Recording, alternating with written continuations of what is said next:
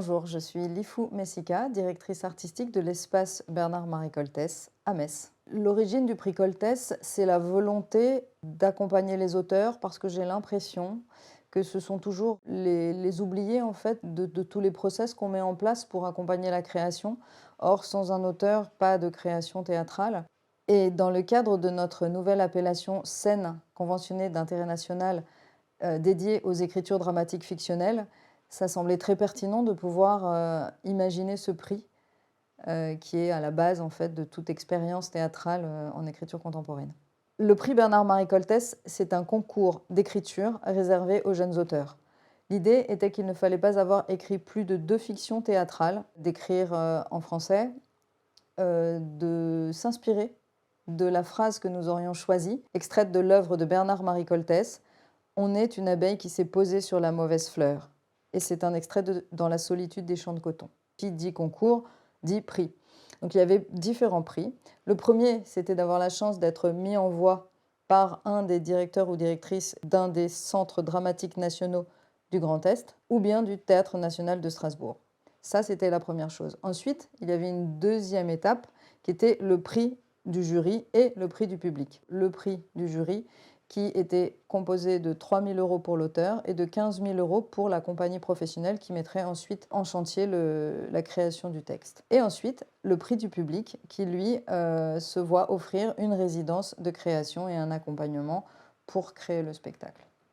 Le prix Coltès, ce sont aussi des partenaires, à commencer par l'association Quai Est, présidée par M. Richard Bance. Nous avons également des partenaires au niveau de la ville de Metz, le réseau des médiathèques, avec la médiathèque Jean Massé à Borny et Paul Verlaine à Pontifroy, le musée de la Cour d'Or et le FRAC Lorraine et le centre Pompidou. Une fois le texte sélectionné, il y avait une équipe de comédiens professionnels qui avait été sélectionnée parmi les professionnels du Grand Est. Et ils avaient une semaine de répétition avec leur metteur en scène pour réaliser une mise en voix. Une mise en voix, c'est en fait une mise en lecture avec des intentions qui nous donnent à entendre vraiment le texte. Les metteurs en scène qui nous ont accompagnés sont Alexandra Taubelem, qui est la directrice du Centre dramatique national de Thionville, le NEST, par Julia Vidit, directrice de la Manufacture, Centre dramatique national de Lorraine, Chloé Dabert, directrice de la Comédie de Reims, Centre national dramatique de Reims, et Stanislas Nordet, directeur du Théâtre national de Strasbourg. Pour le jury, l'idée, c'était vraiment d'avoir des points de vue différents, donc il était composé de personnalités totalement différentes.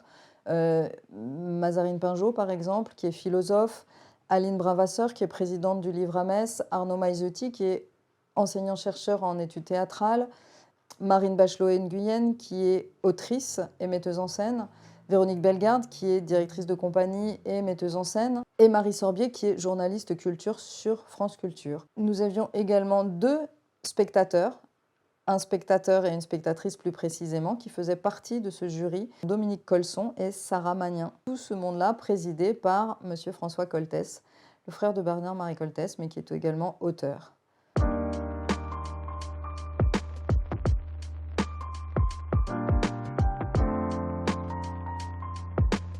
Être jury de ce prix Bernard-Marie Coltès Prolonger le geste, bon, ça a été un long parcours de plusieurs étapes. Moi, je fais partie d'une étape. En fait, quand le prix a été lancé, le pari qu'a fait Lifou Messika, directrice artistique de ce lieu, c'était de proposer un thème à partir d'une phrase de Bernard-Marie Coltès, de donner 100 jours à des auteurs pour écrire à partir de ce thème. Et il s'agissait donc bien de prolonger un geste. Il ne s'agissait pas de copier, d'imiter, mais de partir dans cette idée à la fois de fraternité et un peu d'exigence à l'égard et de l'écriture et d'un rapport à notre présent. Alors, c'était 100 jours. Il y a eu 146 textes qui ont été reçus à l'issue de ces 100 jours. Ces 146 textes ont été d'abord présélectionnés par un metteur en scène enseignant, ici Jean Depange, et l'équipe du théâtre. De ces 146, ils en ont sélectionné 17. Et c'est là que moi et mes camarades, on était une petite dizaine, avons travaillé, lu les textes, et puis on s'est réunis ici. Et des 17 textes, on en a choisi 5. Je suis Tinda. Bonjour. Suzanne, ça va? Tu es toute pâle. C'est la maison qu'il fallait. On a trouvé le bon endroit. On est bien content. On a bien cherché et on a trouvé. Pas facile de trouver le bon endroit. Si c'était facile, ça se saurait. Bah nous, on a réussi. Ça doit être la viande qui me rend nerveuse comme ça. Quelle idée à la con!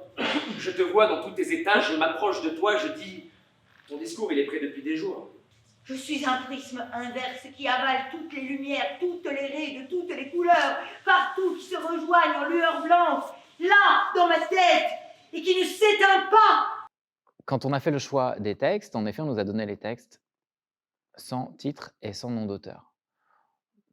Ça me semble d'une très grande justesse parce que quand on lit un texte, l'important, c'est le face-à-face qu'un lecteur a avec une écriture,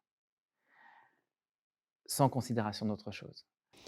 Ça, c'est d'abord capital, ça, c'est essentiel. S'il n'y a pas d'anonymat, ça ne s'appelle plus un concours.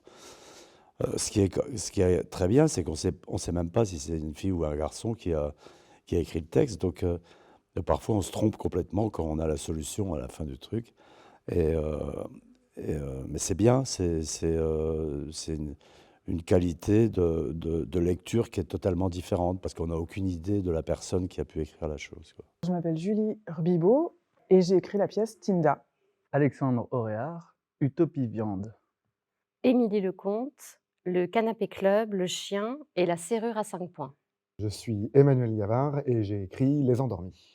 Alors, les discussions autour des textes ont été très passionnantes parce que, en fait, on était à des endroits très, très différents. Ce qui était intéressant dans le choix des textes, c'était que les 17 textes étaient évidemment très différents, défendaient des théâtres différents. Et il ne s'agissait pas d'arriver à une sorte de consensus mou et de s'accorder sur le minimum, mais plutôt aussi de montrer de quoi est faite la création contemporaine. Et elle est faite de poétique, de langage, de monde, de rapports politiques au monde qui sont très, très différents. Et on a voulu un peu les donner à voir, les donner à entendre.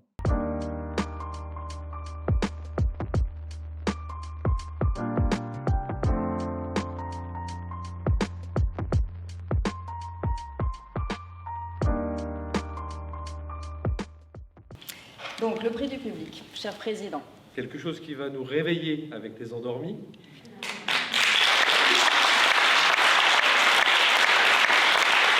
Et également, ex aequo, Utopie Viande, qui va nous très d'actualité. Alors, le prix du jury est attribué à Alexandre Auréard pour Utopie Viande.